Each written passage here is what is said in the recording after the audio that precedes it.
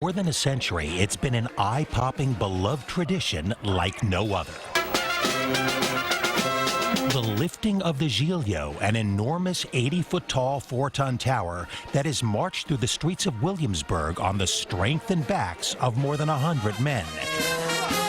It happens every July as part of a huge Catholic festival honoring Italian Saint Paulinus of Nola, who offered his life to save the lives of others, and in return was greeted with lilies, Giglio in Italian.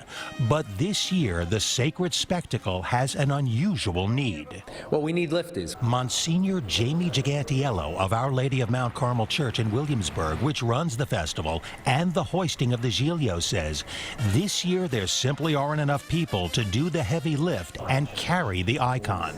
And he says for the first time in the church's history, they've been forced to actively recruit volunteers. We need to make sure that this tradition continues. In years past, the clamor to carry the Giglio was so great, many volunteers had to be turned away. But alas, he says, the times they are a-changin' here in Brooklyn. Through gentrification, or yuppieization as some call it, the number of traditional Italian families here is dwindling, creating a dearth of able-bodied strongmen and a changing culture. Bummer. We have a lot of hipsters in this neighborhood that have come into this neighborhood, and we want to cater to them, but we want to keep our traditions alive also.